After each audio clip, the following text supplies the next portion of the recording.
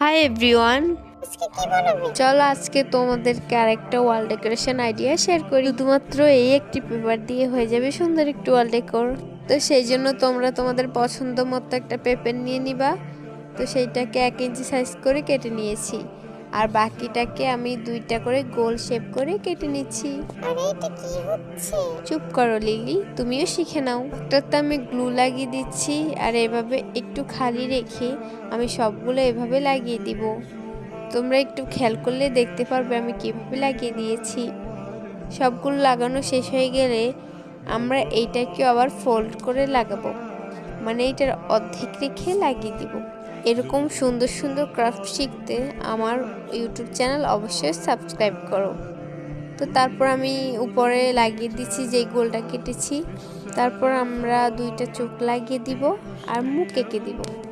এই তো হয়ে গেল আমাদের সুন্দর একটি ওয়াল ডেকোর। আল্লাহ হাফেজ।